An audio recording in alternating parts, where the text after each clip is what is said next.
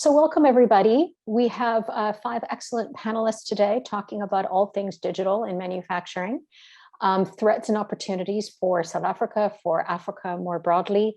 Here when we're looking at fourth industrial revolution in manufacturing, we're looking at transformative technologies ranging from artificial intelligence, robotics, cloud computing, but also just Internet of Things, which is possibly the more common approach to adoption at this point. We're also working in an environment where we've seen deindustrialization in South Africa and very slow progress of manufacturing generally in Africa. So we need to be thinking about how we are moving towards a digitization and a digital revolution and the associated investments required in an environment where we're experiencing uneven industrialization. We also, of course, have a question as to how we get industrialization around some of these new technologies and start creating Africa-leading capabilities. With that, we have 5 panelists. What we're going to do is we're going to go one by one. I'll introduce each one as I ask them their first question. And they'll each be given about 5 minutes to open up and say a few words. The first panelist that will be speaking is Vinesh Maharaj. He's a director at PwC, PricewaterhouseCoopers. He's in the operations transformation practice. He's been working with clients cross-cutting energy, utilities, resources, and industrial manufacturing for the past at least 30 years. And he leads PwC smart manufacturing practices, absolutely passionate about reindustrializing South Africa using smart manufacturing. So I'm going to ask Vinesh to kick off. Vinesh works not only in South Africa, but across EMEA countries and really in the global PwC practice. So he can give us insights both into what's happening in the region in South Africa and how it compares to what's happening in other areas of the world. So I'm curious to know what you would say about that, what you think our big opportunities are we taking advantage of them, and what could be done better? Over to you. Thank you, Miriam, and good afternoon to everyone. Yeah, it's a very interesting question. And as you pointed out, yes, I'm passionate about this because we know in South Africa in particular, we've been deindustrializing since the dawn of democracy. Because obviously when we had the protection barriers up, we didn't know we were not globally competitive, but then the barriers came down, we didn't protect ourselves with tariffs, and hence we've lost quite a bit of manufacturing capability in South Africa. This is evidenced by the large number of warehouses you see next to most of our highways that keep on getting built over year after year, which is quite disturbing. Because from a manufacturing point of view, for every 1 job created in the manufacturing sector, we create 4 other jobs in the rest of the economy. So for a developing economy like ours in South Africa, it's extremely important for us to get the manufacturing powerhouse going. And that doesn't only apply to South Africa, it also applies to Africa as a whole. You want to say something, Maria? No, I'm listening. Okay. So if you look at that opportunity then about how we can uplift Africa, we all know about the potential of Africa, right? We've got the youngest population group. We're going to have the youngest population that's in the working age category in a few years' time, because most of the world has got aging populations. How do we leverage all of this to our benefit and uplift our entire 1.4 billion odd people in Africa? And then we've got the African Free Trade Agreement coming through into place as well. So all of these is a nice confluence of ideas that we should definitely take advantage of. And what is required then to take advantage of this is where it's once again intersection of government policy, private sector confidence in the economy, as well as getting the people to believe in their own countries and be loyal to their own products, because we have the Proudly South African brand in South Africa, but I don't think people are very discerning about buying Proudly South African to understand the impact that can have on South African manufacturing. But let's look at the opportunity, right? Enough of all that bad news. If we look at South African manufacturing, and we participated as PwC in the Business for South Africa in the initiative during COVID in 2020, and there research was done to show that South Africa exports equal 10% approximately of what Africa imports. So our total export is only 10% of what Africa imports in the rest of the world. So it is a huge opportunity for us to leverage there. And what are then the barriers? Because the research also showed that we can get our products within 10 days to Kenya or to Ghana. However, it takes 45 days from the east or the west by ocean. So logistically, it's fine. So what is the barrier? It must be price. And how do we get our unit costs down? I think that is a fundamental issue to become globally competitive, to displace our competitors on the continent. How do we bring down unit prices to ensure people buy the African-made product? And this is where efficiencies come into place. It's about efficiencies, which can be achieved at low scale if you use advanced technologies, but also it's a much lower hanging fruit if you can get scale. And this is where the market of the African market comes into play, because if we can manufacture to supply the entire African market, then we have a sizable volume to bring down unit costs and amortize your over fixed costs, et cetera, over more units. But we all know that the entire African continent is looking at industrializing. We've got hubs in Kenya, we've got hubs in West Africa, in Ghana, in Nigeria, etc., that all want to grow their local economies because of the reasons I mentioned previously. So how do we integrate into this and make it a win-win situation for all? Well, one possibility is definitely that we could follow the automotive model, which is the most mature industry on any continent. In South Africa, it's the most mature, and if you look at the economic stats, it is almost recession-proof because we export most of those motor vehicles. Similarly for Ghana, they've got a mature motor industry as well. So how do you do that? We can manufacture in one country and have assembly plants in other areas. So we then spread the sort of value chain across the continent and create value in each participating country to make it a much fairer system. We know currently there's a huge imbalance in the way the world operates.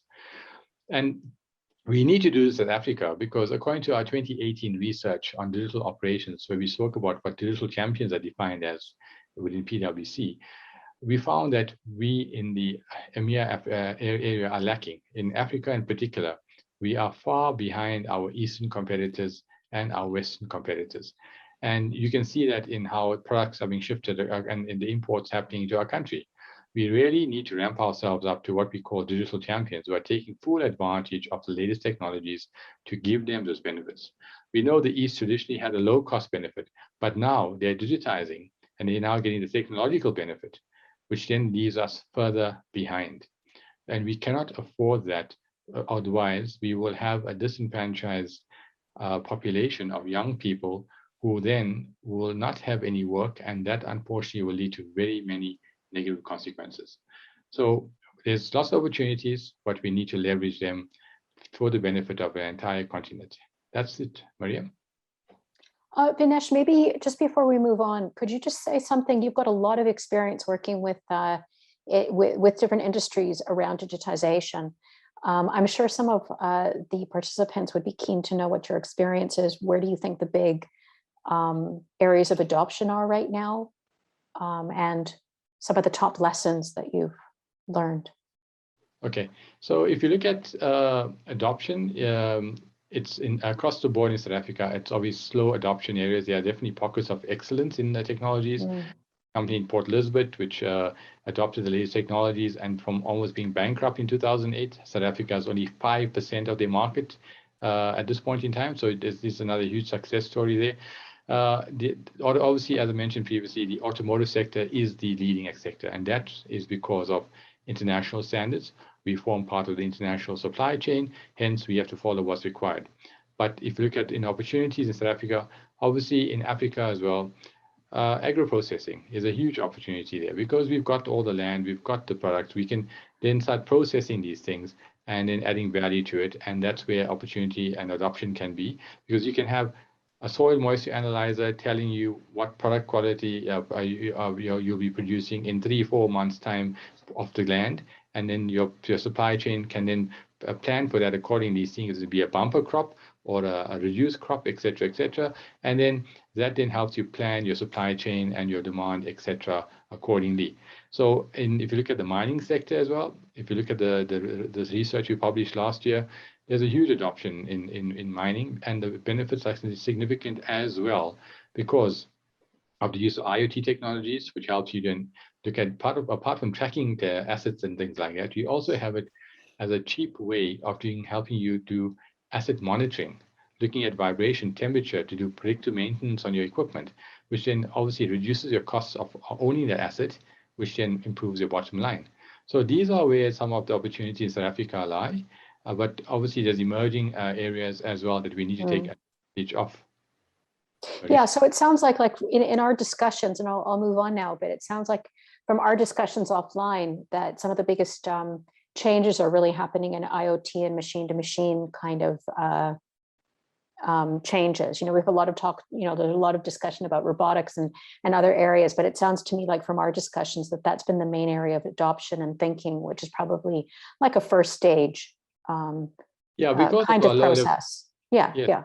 Because of our low level of maturity, we first need to have visualization, right? So you connect everything up so you can see what's going on. That's the biggest problem we see at clients.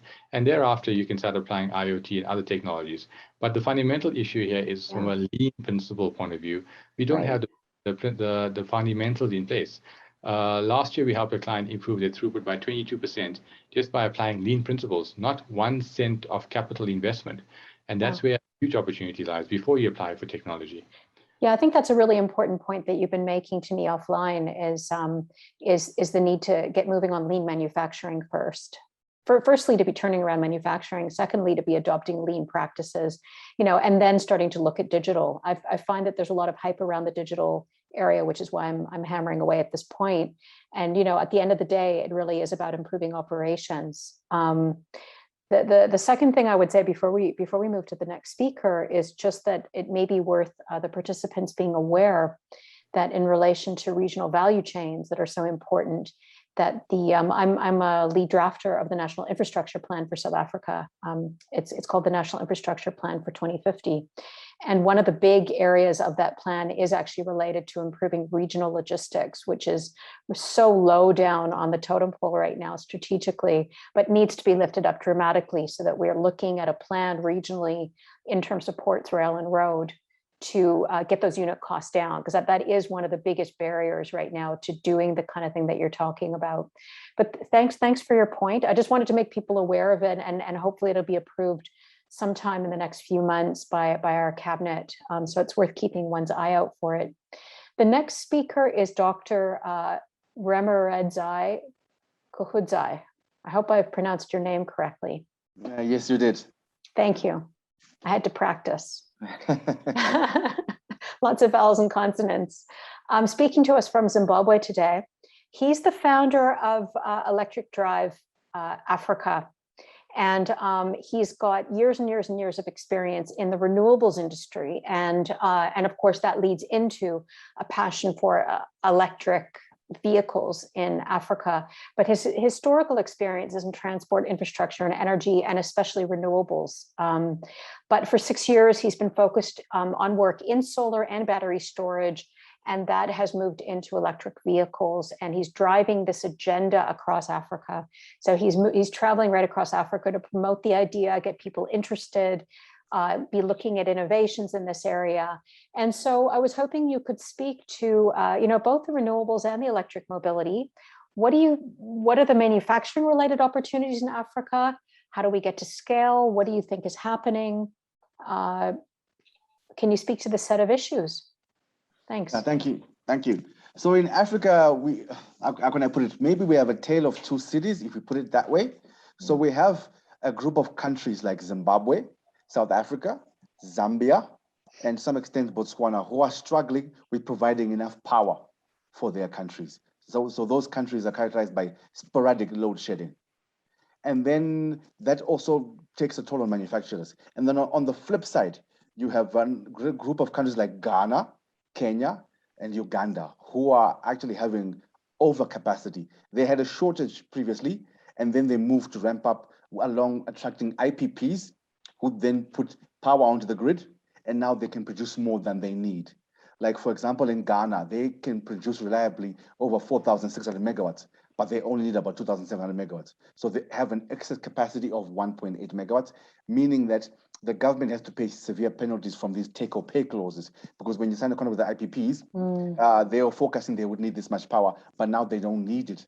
But the take-or-pay clause still holds. So now what they're trying to do, for example, in Gaia, they've actually come up with what they call a drive electric initiative, to try and stimulate demand, because they need off-takers for this power.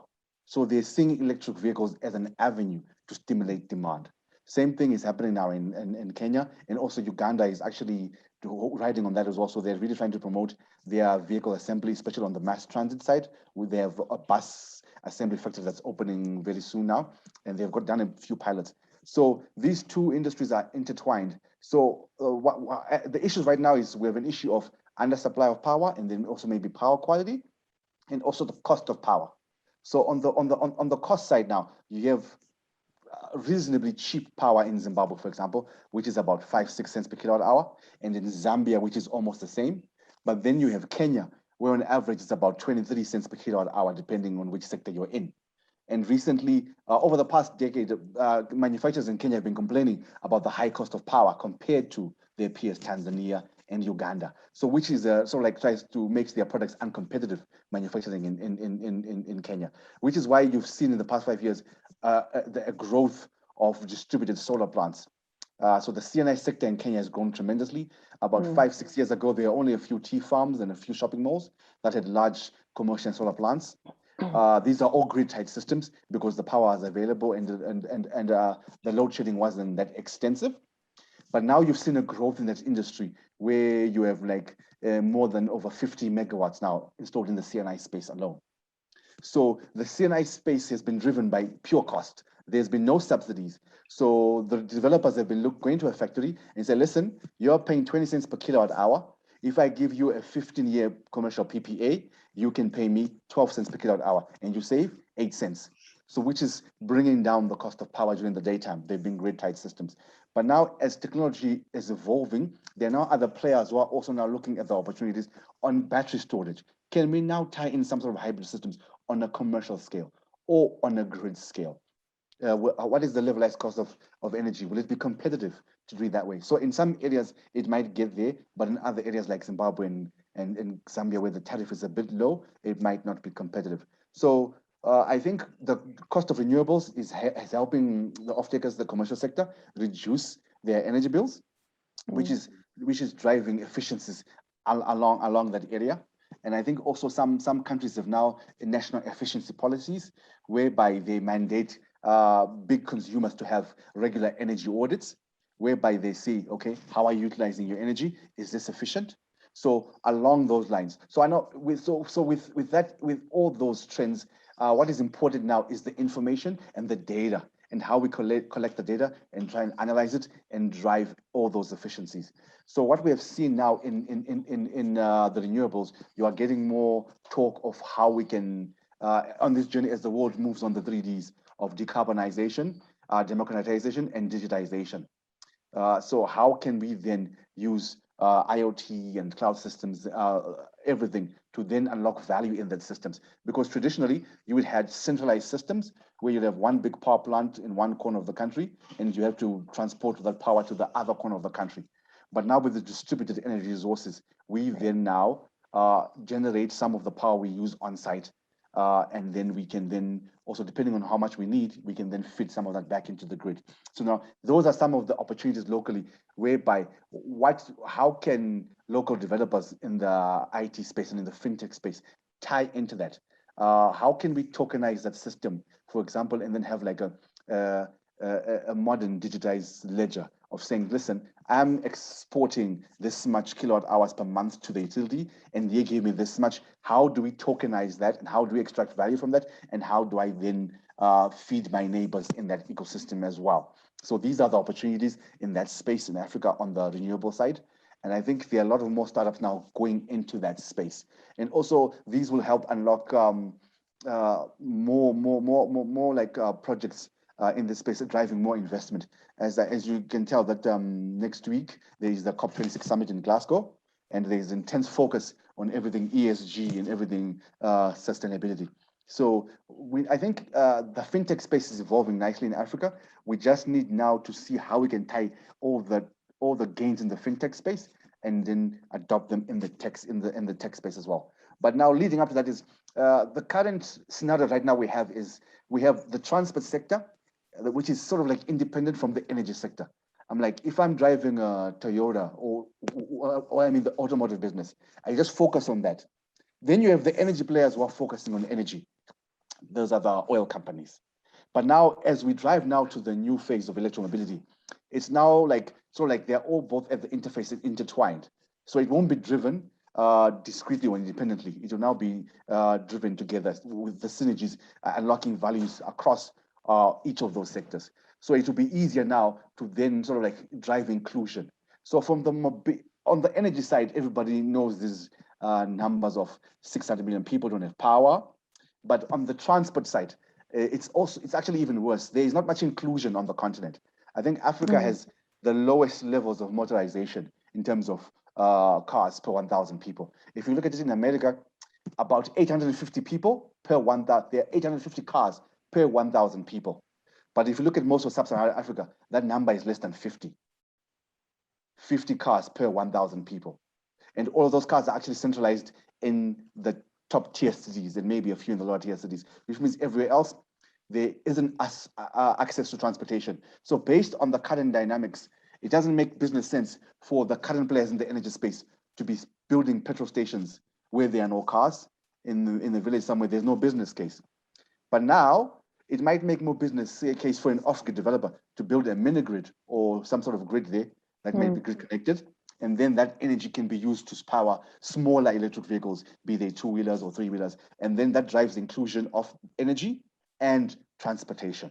So these are the opportunities now that will come, that how then do we drive inclusion riding on the way the world is going in terms of the energy space. And also like on a skills gap. If you look at Europe, like right now there's what they call the energy crisis. The price of gas is skyrocketing. And they all have to get it from Europe, some from the east somewhere. But then they're interconnected, even electricity. Germany is shutting down their reactors, but France is keeping some. And Norway has a lot of hydro.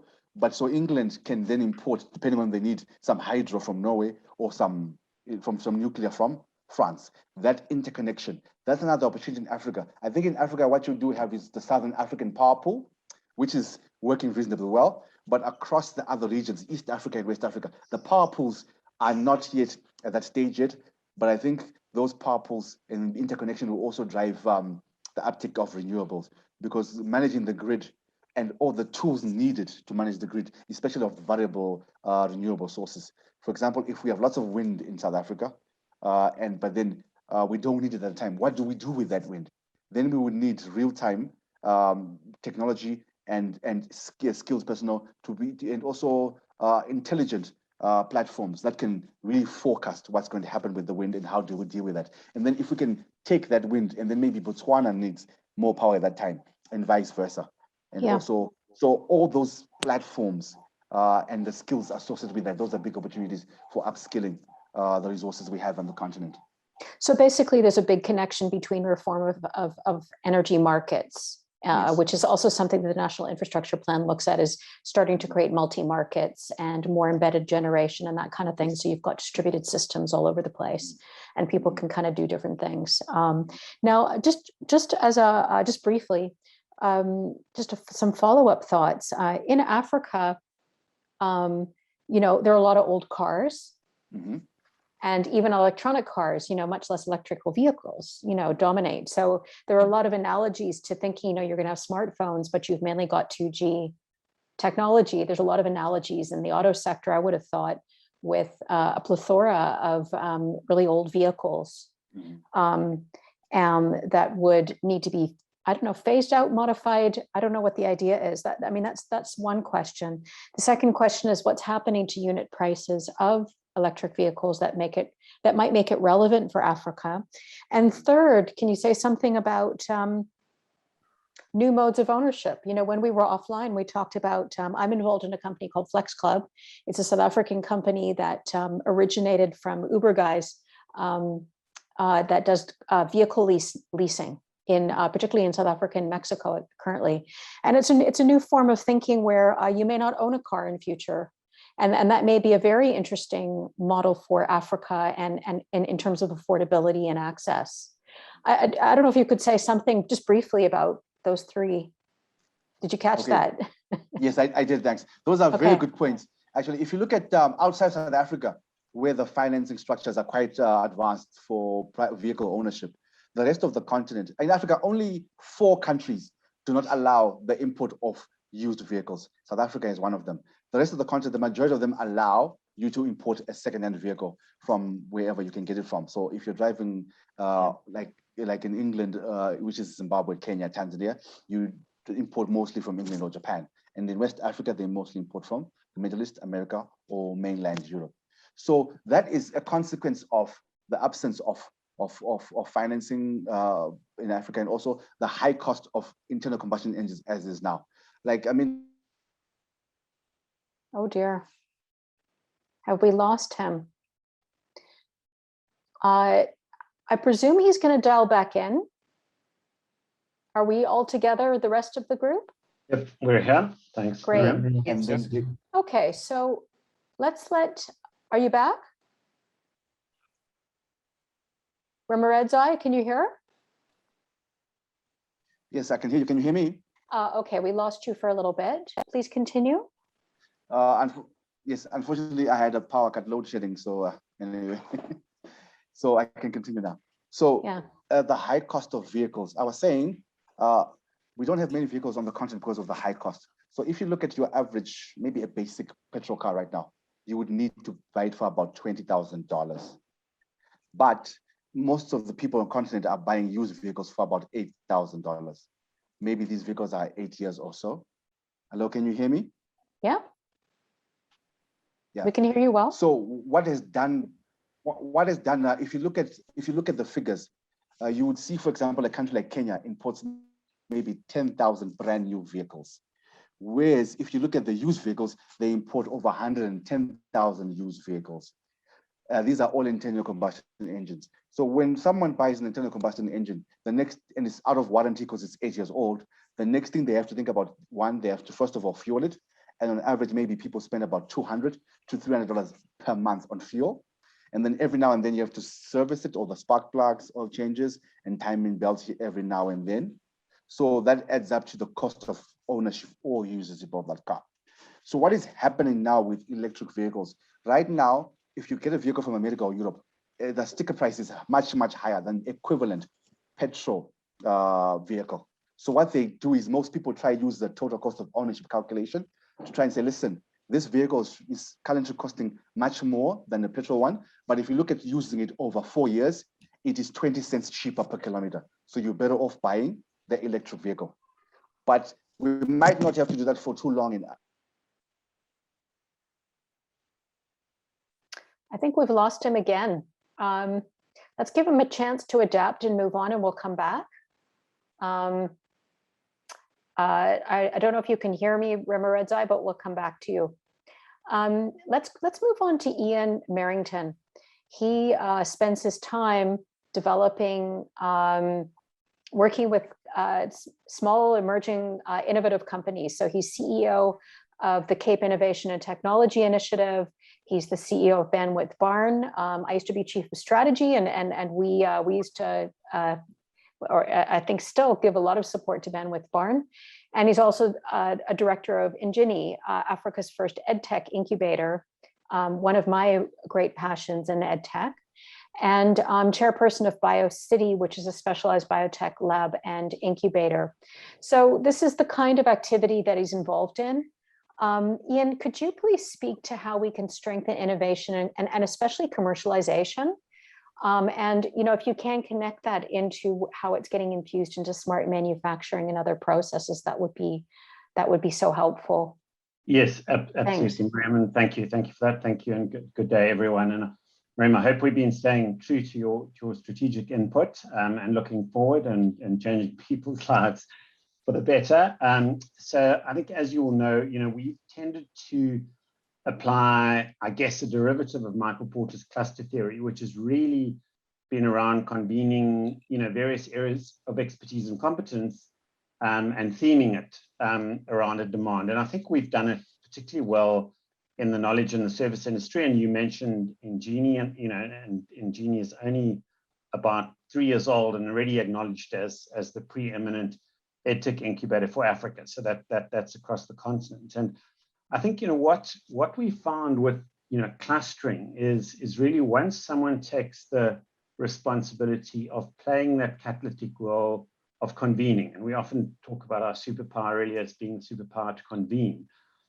One finds there's this latent buildup of interest and people wanting to get together, to solve problems. And I just give a very casual anecdotal example is when we launched Ingenie, we held a meetup in the middle of the week on a Wednesday after work, very casual, drinks, and talk about the education technology value chain. And Miriam, 350 people pitched up, which was a lot more than had ever turned up for any of the blockchain or crypto work we were doing. So it's about finding a way to capitalize around a particular theme. And I think the success that's really that we've achieved in knowledge and service industries, and fintech really being another one. I mean, we've played a catalytic role in stimulating the fintech ecosystem, in particular in this time in Cape Town.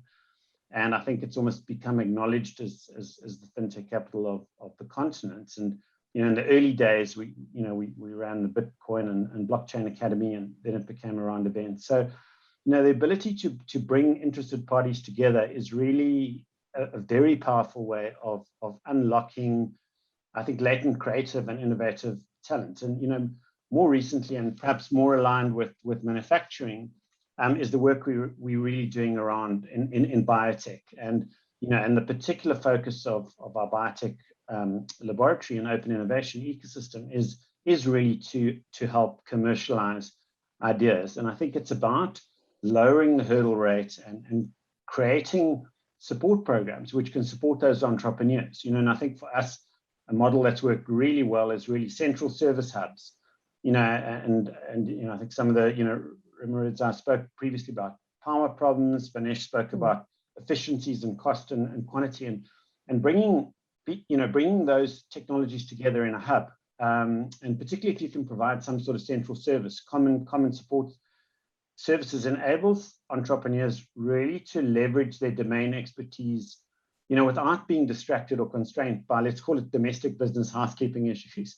And we build this. We found the success is creating a suite of programs and entrepreneurial support programs around those themed areas of technology. So, and I'll go back to the biotech example because I think it's a good one, is we've really created a low-cost way to experiment. So it's an open innovation laboratory, which is quite unusual on the continent. I think you will find the 99%, if not all, laboratories on the continent are either connected to big pharma or academia, and then the IP to some extent would probably belong to the owner of the laboratory. Whereas with us, we have no claim on IP. We provide an easily accessible laboratory that's well kitted up, and that certainly encourages collaboration. And I think that's a model that one could use for manufacturing, for themed areas of manufacturing. And what we've also seen, obviously, is a lot of cross-pollination between different entrepreneurs within a similar value chain. So for us, we've also seen the benefits of a physical location and an environment where fellow entrepreneurs are getting together and innovative people. I think collectively builds confidence. I mean, one of the, when we did a little bit of a gap analysis before we went into biotech and tried to understand how South Africa hadn't been successful, because it is so continent facing, and there are so many unique applications that, from agri to, cosmetics to the sequencing work that you've seen, we found that confidence was a really big thing. And, compared to a lot of the biotech taking place in North America, and we set out really to build the confidence of those entrepreneurs. And to do so, it was about giving them the additional skills beyond their domain and their science expertise, to be able to commercialize. And we've been very pleased in a very short period of time to see the demand for open source laboratory spaces is tripled our expectations in terms of the amount of biotech startups that have wanted to get involved. And I think it really opens the door for co-creation and for cooperative innovation. And I think, we've spoken a little bit of, I think Vinesh spoke a little bit about lean and agile. And I think, all of us entrepreneurs are that because we have to be that, because we don't necessarily have access to the big tranches of capital in the more established markets. And that's where, co-creation and cooperative innovation can really enable one to leverage. And I think, the traditional so-called like triple helix, cluster model, where we're bringing in government, we're bringing in academia, we're bringing in entrepreneurs, and we're bringing in customers, works incredibly well. And I think in addition to that, and thinking particularly of manufacturing and 4R in manufacturing is really the ability to infuse startups into that process, because they really can play a core role, I think, in providing new and enabling technologies. I think they're much more flexible and much more agile and responsive. And Vinesh, you spoke about efficiencies. I think the one thing a lot of startups do bring is they bring in that value chain. They bring the optimization and the software and the IoT and those kinds of capabilities that perhaps aren't there in the legacy manufacturing environment. I think something that's been quite striking to me, particularly in the post-COVID lockdown upswing in demand, where we've seen the limitations of a just-in-time supply chain. I mean, it's really fallen apart. I think anyone who's tried to ship something from anywhere to anywhere, either import or export, it's hard to understand how they're going to unblock that at the moment. And almost one thinks there would have to be a new model in terms of how they run it. But what an incentive for localization and local production. And that's where additive manufacturing and 3D printing can come into the picture. And I think if we created an enabling environment for more IP licensing, for more partnerships, and I think we're seeing it to some extent in pharma, with local vaccine production, because in essence, you're shortening that whole supply chain. I think that presents enormous opportunity for the economy, Vinesh. And I think that's kind of the things you were speaking about, physical infrastructure and connecting the continent. But that certainly could be another way. And then Reza, you spoke about energy costs. Absolutely a massive limiting factor. And there again, I think if we were doing some clustering, the opportunity to create specific renewable solutions at scale, for smart manufacturing, for people in a cluster, and that actually almost becomes part of the value chain, would be the renewable energy providers, and they would be bespoke and providing that for the manufacturers.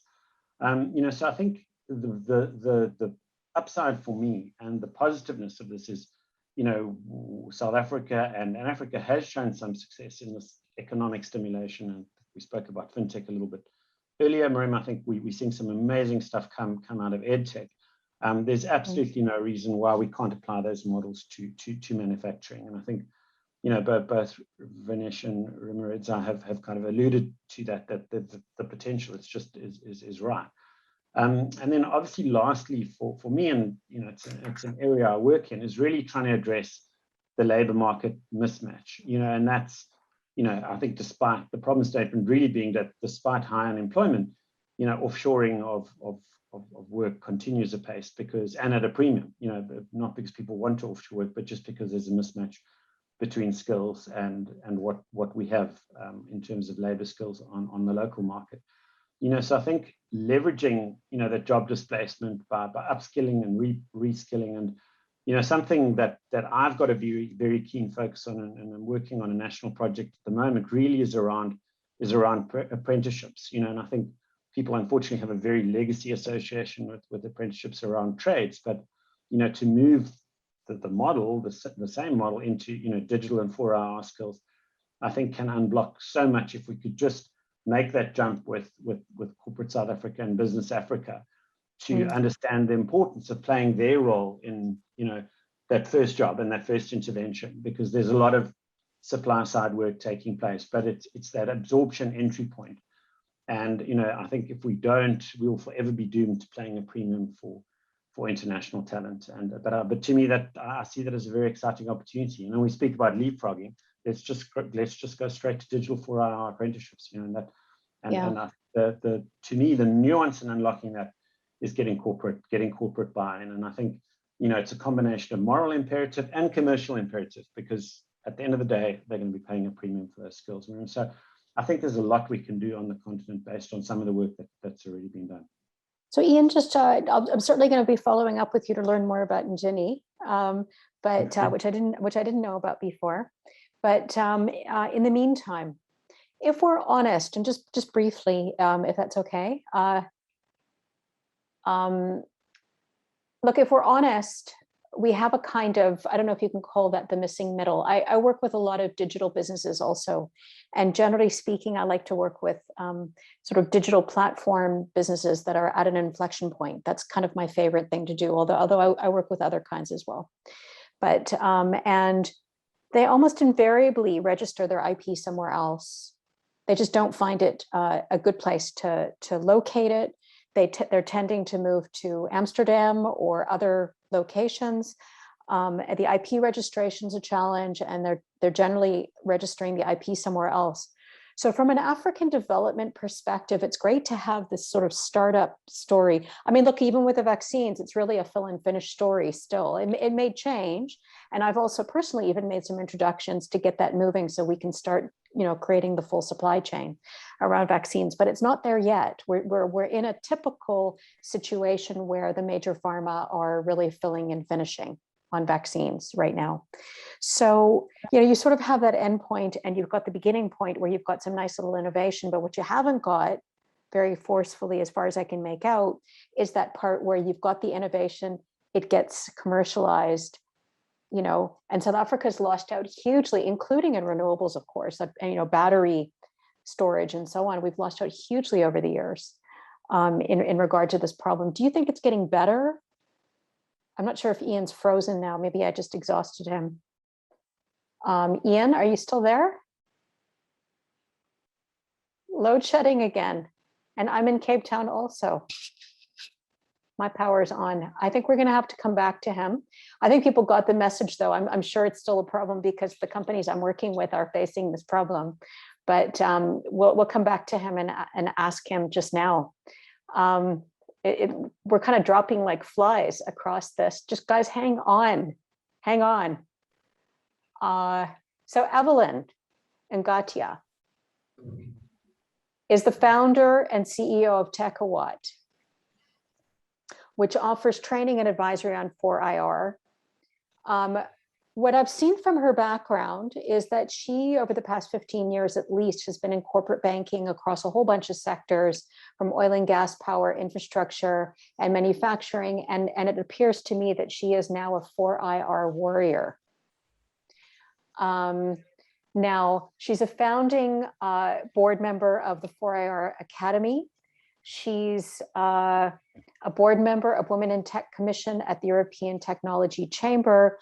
She's authored a book, Understanding the 4IR, and has been recognized as one of Who's in Industry 4.0 and top 50 global thought leaders on emerging technology.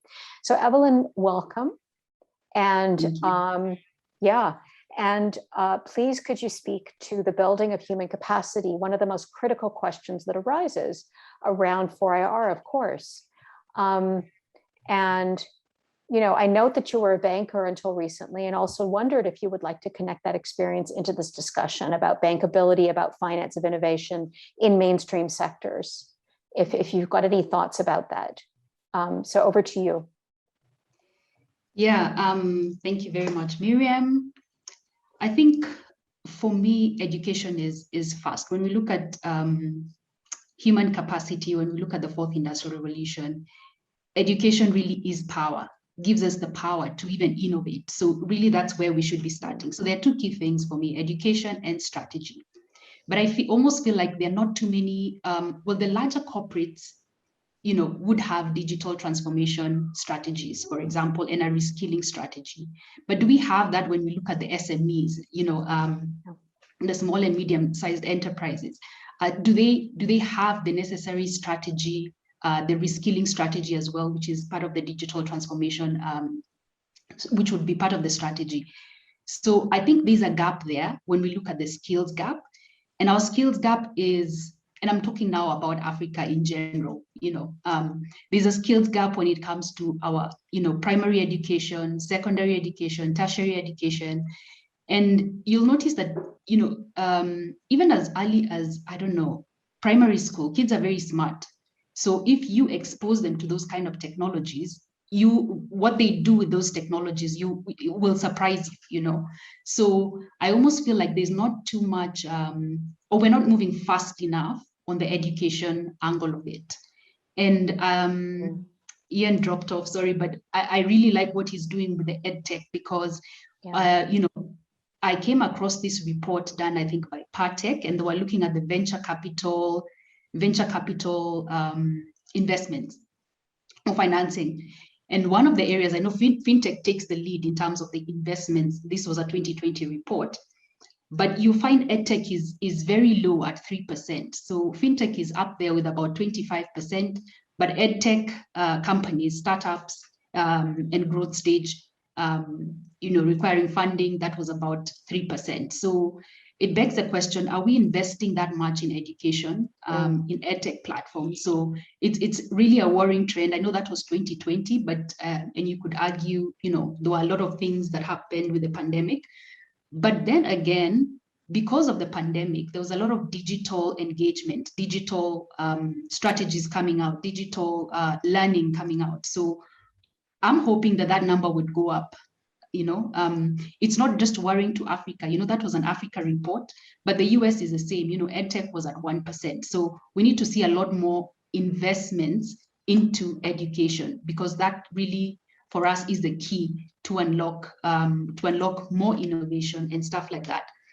So when I look at the other thing would be about when I look at the trends in Europe, specifically when it comes to skills, and the trend around Industry 4.0 competence centers, which is a really key thing.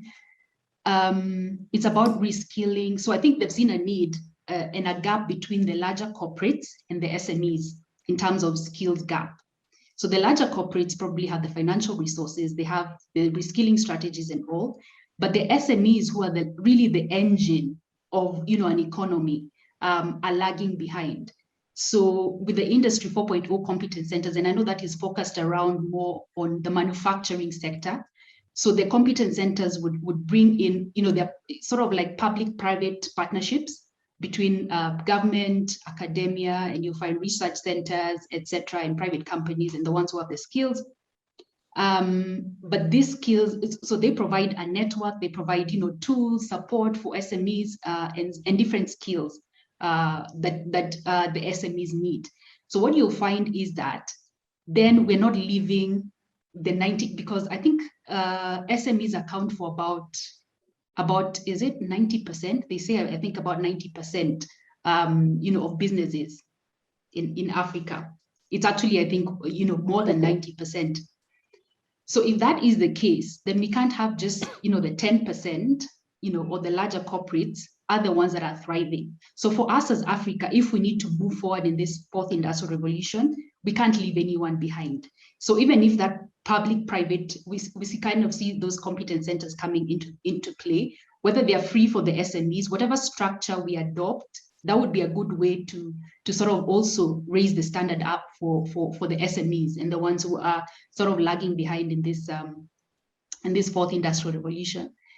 So when I look at my banking experience was across, I think I've worked in, just like you mentioned, different sectors, manufacturing, real estate, off-grid was another one. It was interesting to hear the doctor talk about, the off-grid sector, which is very key for us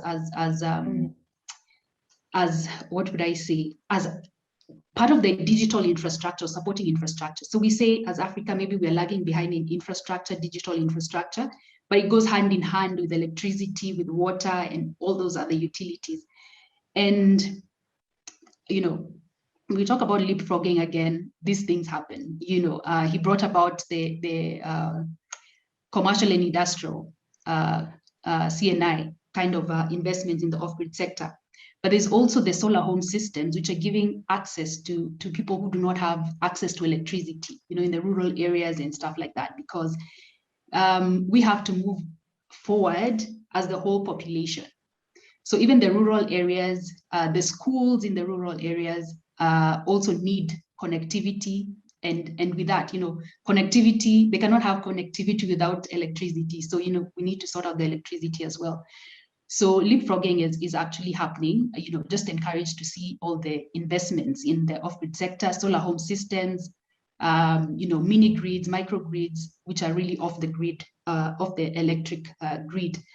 So in terms of my banking as well, those trends are coming up. But obviously in terms of investments into now the more emerging technology, I think we need to see a bit more of maturing, because obviously as capital providers, there are different levels of risk. So the commercial banks come, sort of at the tail end. So you'll find the seed capital, the venture capitalists, the angel investors coming before, to take on more risk before the banking comes into the picture. But when you look at now the mainstream sectors or the sort of mature manufacturers, it's easier for them to get kind of lending or get capital in that area, even if they're innovating, sure, because they already have that capability. They've already proved their business model. They have security, they're trusted, yep, and all that. So I find it more difficult for the startups, for the SMEs to actually access capital. And it's really encouraging to hear what Ian is doing, sort of bringing up the players in the edtech space, just to bring them to bankability, and investor-ready kind of platforms or business models. Yeah, I'll stop there. So thanks for that. In this space, I've been talking to some of the other speakers around this as well. Is my experience, I've got a lot of experience in edtech. I was advisor for CEO of the largest Indian edtech company and at the school level in India, and they were coming into Africa, and I've had a lot of experience in that area. And I find that in that area, in the area of big data, in the area of generally digital adoption, that there is very self-limiting thinking. That I often get asked, how does this make sense in Africa? And some of these technologies would actually be so beneficial, and they're not actually that highfalutin, actually, in terms of optimization, in terms of, I've run events to show people what the various technologies are in edtech at a school level, ranging from VR to the use of tablets, etc., and how people could get into teamwork, how you could use apps on phones. And people will say, well, you don't know what my environment's like. And I go, well, you could do this under a tree as long as you have a plug somewhere. This is ideal, where you could have a lab and so many opportunities. And that's so true even for the infusion of digital technology and optimization, even in manufacturing plants. And yet I find that there's a lot of, people will say, how are drones relevant for Africa? So relevant, but there's a lot of self-limiting thinking, like that's not for us. And if you were saying advanced manufacturing plants, then I would say, yeah, you're probably right. We're not ready, not South Africa, but generally. But if you were saying digitizing processes, infusing digital pedagogy into education, this kind of thing, and innovating in those areas, I would say absolutely not. We are absolutely able to do it. It's not actually that complicated and difficult, but we just have these blinders on, and I see it all the time. You're nodding, so yeah, it's not actually that hard. I mean, I can only agree with you, because once you get through that barrier, then the sky is the limit for you. Yeah. So it's almost like there's a barrier, but you have to break through the barrier, right. And for me, what I feel is, and one of the things we really talk about is strategic skills. And I see that also in the competence centers, the Industry 4.0 competence centers. Strategic skills give you sort of a high level understanding. So sometimes we think these technologies are so complex, and that already blocks you from even engaging with them. But once you understand how simple they are to understand, and thinking that myself, I'm not an expert I cannot code to save my life. So it's understanding the strategic aspect of these skills. So say, for example, we're talking about virtual reality, and how to create a VR experience for whatever, for training or for whatever it is. Now, there are those people who are involved in the actual bringing up, the content development, the sound effects, name it, the really technical stuff, right? So if I want to be technical, then those are the technical skills that I should be looking at. But if I just want to look at strategic skills, then I will look at more, what is virtual reality? Where are they using virtual reality? In which industries are they using virtual reality? Look at the sectors. So we say, for example, real estate in terms of marketing. We're seeing, even in advanced manufacturing, we're seeing in training elements, people actually having team building via virtual reality, and all that. So the idea of strategic skills is to make it simple enough for anyone who's non-technical to understand. So that, sort of helps you break through the barrier much faster than, getting stuck on the technical aspect. So we say, don't get stuck on the technical aspects of these emerging technologies. Look at the high level and the strategic level. That will help you, move faster in terms of educating yourself.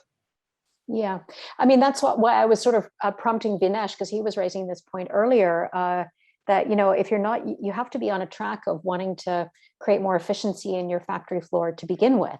You don't just dive in and say, how do I introduce big data? It's got to be part of just your mainstream activity. With that, I guess we're running short on time. I'd like to pass on to, but thank you, Evelyn. And I guess we'll come back to you. But Andre, Klaus, thank you for joining us. I think you're in Singapore, right? That's correct, yes. You're joining us from Singapore, so welcome. A little right here, but it's all good. Andre is, so this is a real global panel. Andre is product and deployment manager of a company called Arcstone, which is based in Singapore. He's got substantial global experience where he helps manufacturers embrace digital tools on the factory floor. So very relevant to the, the nuts and bolts, so to speak, not literally nuts and bolts, but the practical elements of adoption and of optimization. He's an electrical and control system engineer with a lot of experience in designing process automation solutions in Singapore, Switzerland, Indonesia, Australia, and just generally globally, and has worked across many sectors. So Andre, as the last initial input, although I think we're nearing the end of our session, but it's been so interesting. But Andre, can you give us insights on smart manufacturing from a global perspective, and what you're hearing and what it might mean for Africa? It's not mentioned in your. I'm not sure if your company is working in Africa. If you do, what do you see? What can we learn, and what can other regions learn from us? Sure. So yeah. To start with, essentially what I do a lot is actually look at smart manufacturing and the digitization processes. So I might touch on a few items that some of you have said, and I think a lot of the issues that you said are not necessarily just limited to Africa, but we also find that here in Asia. And at the moment, my role is I work with manufacturers in Singapore, but also in Indonesia and Vietnam and across Southeast Asia in general. And I think one point that was raised by yourself and Evelyn before around this kind of limiting thinking, I think that's something that we come across quite often in the context of smart manufacturing and digitization. I mean, people tend to think when we start talking about this topic that it involves very complicated AI technologies, and if you're an SME or a small business, you just think it's not for you. So one thing that we really try and kind of highlight with our clients, and as we roll our solutions out, is that digitization and smart manufacturing actually comes in various stages. And it's very important to kind of address each stage, and people might be in different levels, and that's fine. You kind of build up gradually rather than trying to take a big bite all at once. So I mean, just to very briefly kind of talk through that, the first thing we always try and tackle is get rid of the paper. So I've worked with many clients that have rows and rows of binders where they keep all their records, and you want to take all that and put that into a digital system so you can access that information more easily. And that process in itself doesn't involve any super complicated technology, but it makes life so much easier to just be able to access that information and do some simple analysis of what's going on in your factory. And then once you have that digital information, then you can do a lot of cool stuff with it, right? So then you can start using, you can start using a little bit of intelligence to kind of build out your schedules, for example, or you can start looking at integrating sensors so you can automatically grab that information from some equipment. So you can build on that as much as you like, but it's very important to kind of just first address the basics, and even just with those basics in place, you can do a lot. So and that's kind of the message that we have. I think one thing I've noticed, like especially working in the region here, is that we also have a similar issue where the investment is usually there from some of the multinationals, but the SMEs are usually much more reluctant, or they don't have the maybe the skill set or the interest to kind of delve into this area, because as an SME you just don't have as many resources. So one interesting approach that we've sort of taken here and now in Malaysia as well is we actually partner with the universities and some of the polytechnic institutions here. And so what we do is we, as part of some of their coursework, as like it's usually part of a master's degree, they will actually go into some of these SMEs and help them with this digitization process and start them on this smart manufacturing journey. So, and that's something that seems to be working quite well, and maybe we'll see that expand further internationally. So I just wanted to highlight that as well. And I think in terms of Africa, I personally have not worked directly in Africa, but I think that there's obviously huge potential based on what everyone has said. I think there's a lot of challenges in when I go in my role and I work with some of these manufacturers. There's a lot of challenges around changing the processes. So there's a real potential in the African environment where we're looking at kind of greenfield factories and new factories, that you can get those processes digital from the ground up, rather than starting off with something manual and then having to try and adjust that and modify it later on, and all the pains that go with that. So I think going back to kind of the leapfrogging opportunity, I think it's definitely there in this digital and smart manufacturing space as well. So I just want to say, if any of the panelists want to ask another question, just put your hand up and mark that you do want to do that.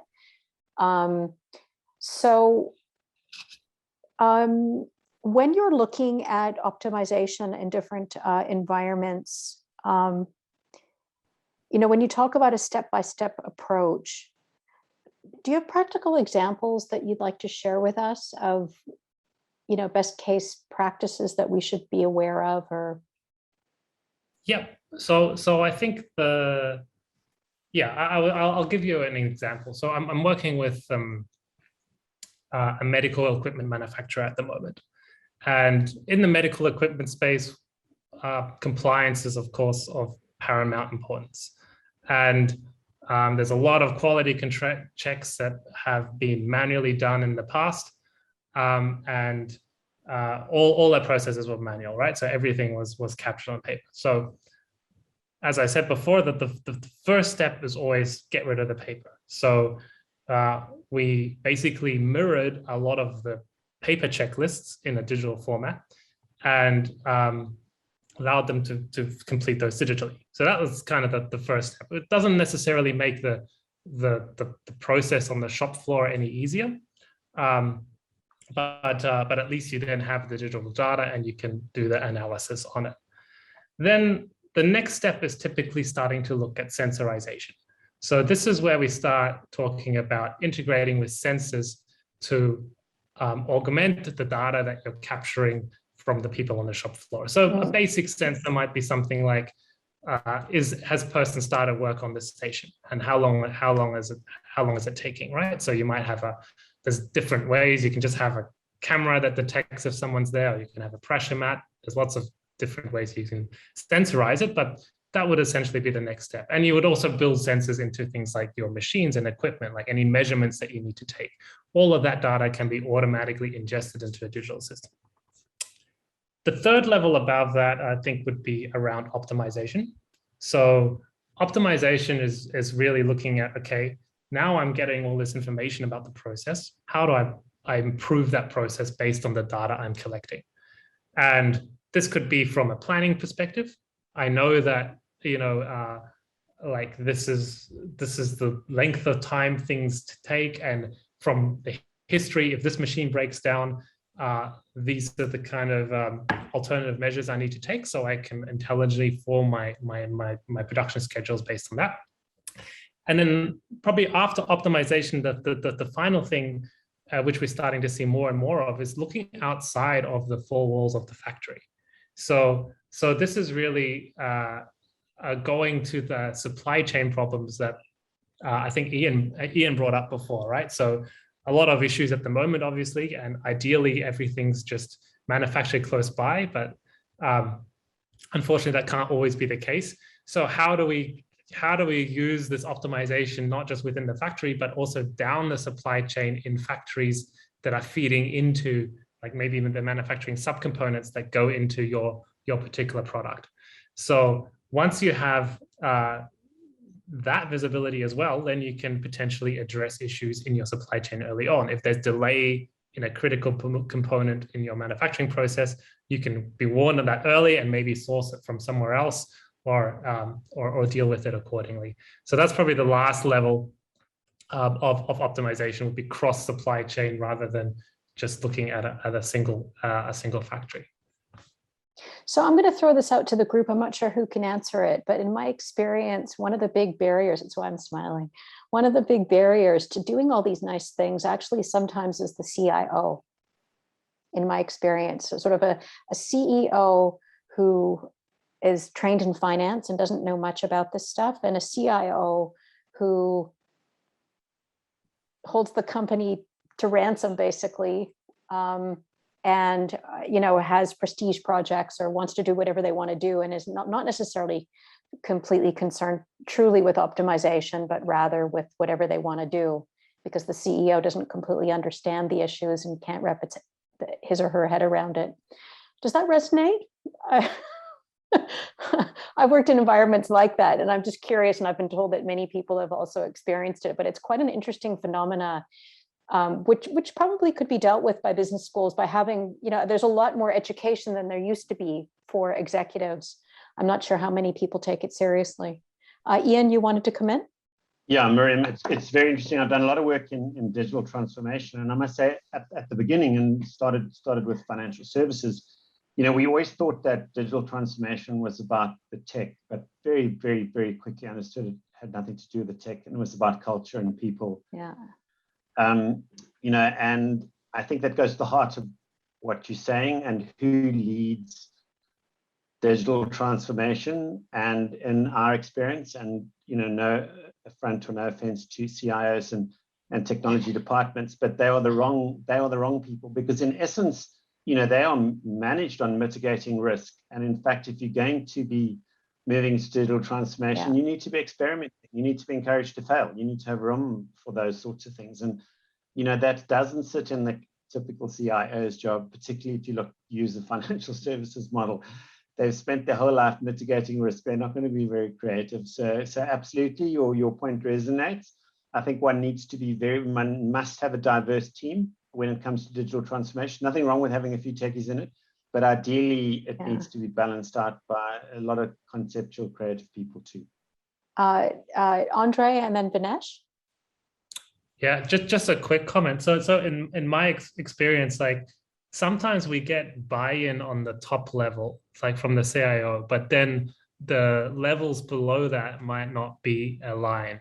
And so I felt that the most successful projects that I've worked with has been where you have someone who's actually working on with the manufacturing process or on the shop floor who believes in who believes in what you're doing. Because what can happen is that you might on the CEO level or CIO level have the general consensus that yes, digital transformation is the latest thing and something we should be doing. But when you boil down into the details of how we actually approach that, you get a lot of resistance. And so that's why you kind of need a champion within the organization that at maybe one of the lower levels to kind of push through a lot of these projects, or at least that helps a lot as well. Dinesh? Yeah, just to comment on the CIO, yes, we see the same thing, that obviously they are risk mitigators, but I think the role of the CIO is changing now as well, in that they are being forced to become business supporters and support the business in achieving its strategy and its outcome, and that which one of them will be optimization and cost reduction, right? So yes, in most of our successful projects, the CFO is the buyer because they see the bottom line improvement and as I say, it's not about the tech, it's about the business case behind the tech. And what we found is that in other larger organizations, the sub business units are now creating their own budgets for IT and OT transformation, and they're now bypassing the CIO because the CIO is not a business enabler, and hence they use those budgets to implement these projects, fail fast, fail quickly, fail forward. And hence those are where you're getting those pilot projects, because Industry 4.0 is all about experimentation, like Ian said.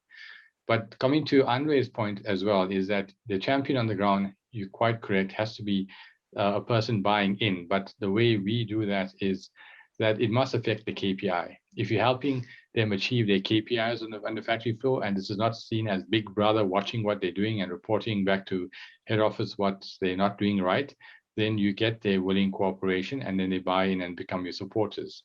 We're busy with a big transformation project now where we took a client by lean processes from number 6 in the world to number 3, and now with digital, they want to be number 1 in the world. And we've got buy-in on the factory floor where, again, take away the paper, connect the lab. We had a situation where the lab guys are taking stuff from one lab computer, writing it on a piece of paper, and then capturing it into Excel. Now we network those lab computers.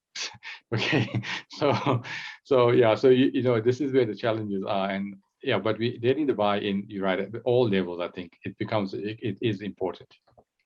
Yeah, Ian. Marian, just from a human behavior and human insights perspective, I was attending a conference with one of the top banking heads of digital transformation for a big European bank, and they said, how do you start these projects and how do you capitalize them dealing with the same problem statement you just posed? And he said, I start by forming a coalition of the willing. I leave out those people that I feel are pushing against it, and I slowly build the people that are really interested. And it cuts across diversity and age. Being an older guy that's into tech, it's not about the old people and the young people. And I thought that was a lovely way of putting it, a coalition of the willing, and then it starts to grow in concentric circles beyond that. And sure, Dinesh, I'm sure you have a bit of experience. I mean, that's pretty much how we drove the change at Telkom, when Telkom was kind of in decline. And, in 2013, that was the idea as well. And then had innovation circles, a long way to go. But then there's the whole area of change management. And by that, what I mean is of people, job specifications and the whole human element. And I find that is not very strong. What do you guys think? What's your experience? Let's go to Evelyn. Yeah, I said, even when you're putting together a digital transformation strategy, people are the ones who are going to execute this. People are the ones who are going to digitally transform your organization. So one of the areas I really am passionate about is organizations must be purpose-led. So as an organization, you must know what your purpose is, because that will ground you, whether there's Industry 4.0, 2.0, or 5.0, that purpose still remains. Now, when you come down to the individual level, the same thing happens. You as an individual must know what are you passionate about? What are you what is your purpose if you actually get to know? And if you don't know these things, it's always good to get a coach, a life coach or a career coach who can help you navigate through that area. Because what happens is, especially with this era where emerging technologies, there are so many, so you can actually get lost in all these emerging technologies. Maybe you've lost your job and you have no grounding because you don't even know which technology to pursue or which skills to pursue. So purpose or your passion, if you follow it, will ground you to what you should be pursuing. Say, for example, you're a teacher, and I use the term teacher loosely. A teacher is a teacher, whether you're teaching about blockchain or you're teaching about whatever it is, a teacher is a teacher. So that purpose will always ground you, and the emerging technologies will build upon your passion and your purpose. So I'm very strong on purpose-led organizations and in purpose-led individuals as well, because then even your organization being purpose-led, then your individuals, and if you're a large corporate or whoever you are, if you can invest in your people knowing themselves, knowing their purpose, knowing their passion, then they will be able to easily plug into your corporate purpose. That's what I believe, because people are very key and we need to all be aligned in this journey. That's my 2 cents. Ian? Miriam, one of the biggest constraints and blockers with digital transformation really is often the fear factor. And I think, we're speaking a lot about 4IR, and you as you're alluding to, you can't remove it from the people factor. And, giving people the opportunity to upskill or reskill, I think is critical, that it has to run in parallel with any digital transformation process, because people's immediate fear is that they're going to not be relevant or their skills are not going to be relevant anymore. I think those are critical little tiny inflection points that have to go with it. Miriam Redzai, welcome back. Yeah, thank you. Yeah, I just want to add on the fear factor Ian mentioned, and is quite correct with this digitalization drive. Like, you get people, let's say in a critical factory, maybe let's say it's a data center or a bank. They'll be like of the mindset, what I have now is working. I have uptime. I have no problems. And if you now want to digitize something we're not so comfortable with, hasn't been proven, that fear factor Ian's mentioning, it's quite prevalent. So it's also something that needs to be overcome in terms of as we advance manufacturing and digitalization. Well, I think that's part of the change management story is most people are resistant to change. It messes up their day, So, it's part of the incentives and the job specs and being clear about what's required. And I just find that very often those things are neglected, that set of issues. I find the know-how poor. And when I ask about it in environments I've been in, people kind of scratch their head and don't know what I'm talking about. And it tells me that it seems to be a very undeveloped area. And like Evelyn says, it's people who do it ultimately. So, one has a problem. Now that Ian's back, but anyone can answer the question. This issue in Africa, and South Africa anyway, about IP. I really want us to talk about that, because it's the heart of industrialization, truly. If you're not doing like with auto manufacturing, the reality is we've done well with it, but we don't own it. So now we've had a lot of technologies that have become very important globally that actually originated in South Africa, as we well know, but we lost those technologies because we couldn't commercialize. It's a very big deal. So I might conclude on this because we are running out of time, but it's hard to let it go, because it's the essence of moving from what Ian's doing basically, as an example of stimulating new capabilities, but we can't seem to get to the point of grounding it, registering the IP here and commercializing. What do we do about that? Anyone can answer. Vinesh? Yeah, I've been also been struggling with this, and the conclusion I've come to is that I don't think we have enough venture capitalists with appetite for risk in South Africa.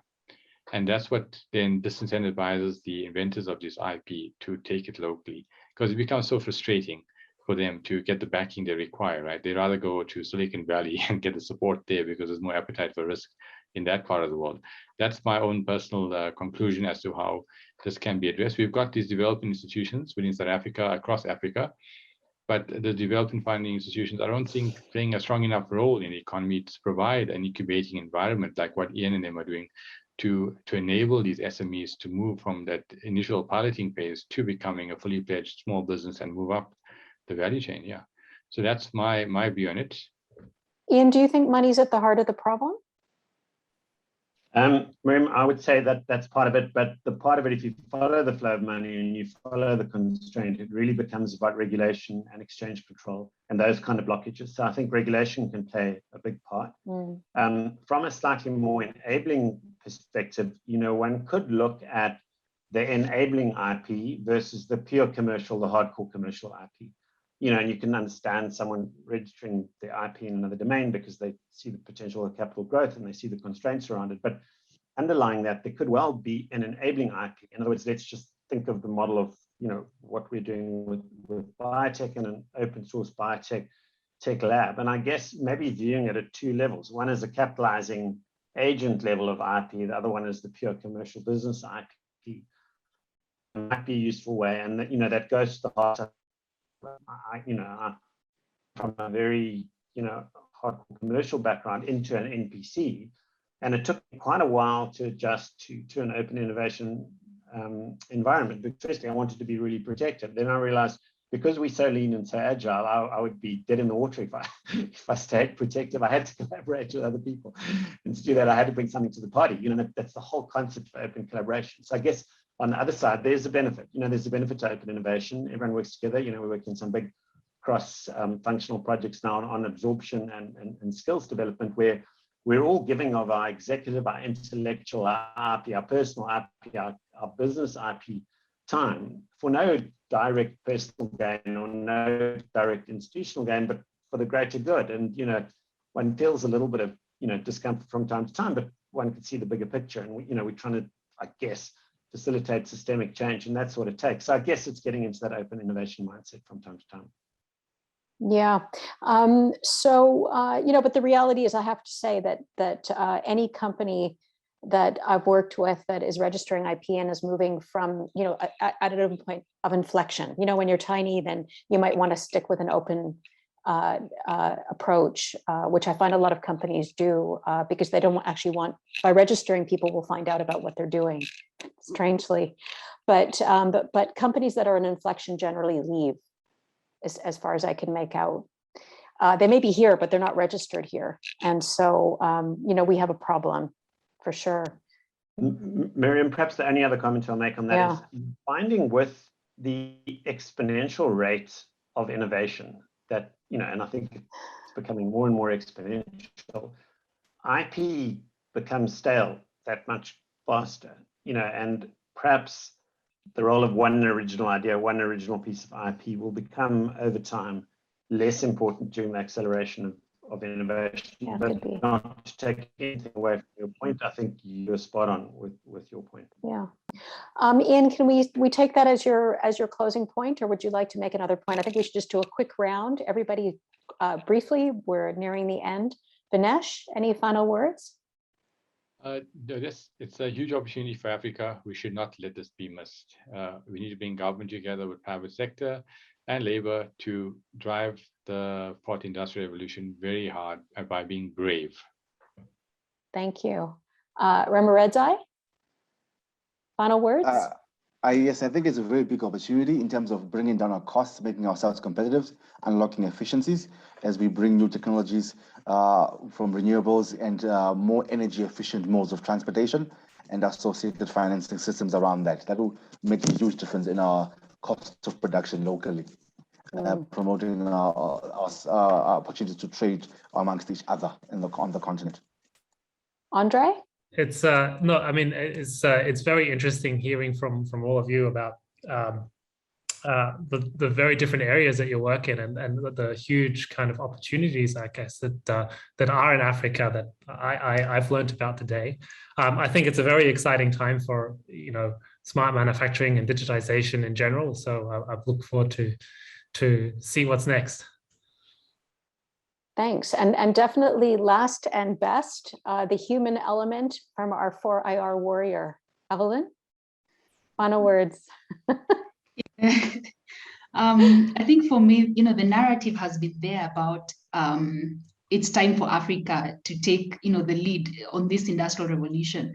But my question is, how fast are we moving to be able to get there? The rest of the world is not on pause waiting for Africa to get there. So there's a great sense of urgency in every area, in each of our areas, whatever we represent, PwC, I think Andre there, everyone in their own space must do whatever they need to do with urgency, I think.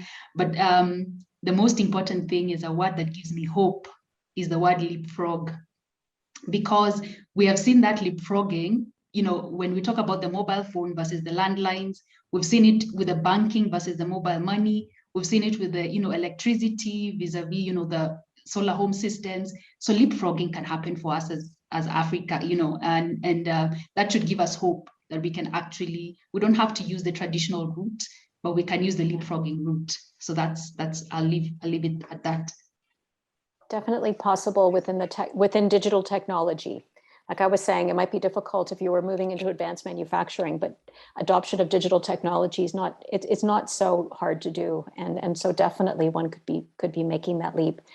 Thanks to everybody for your participation. That was just a wonderful session, very lively and interesting. And thanks so much. And I guess we'll wait to hear from our participants.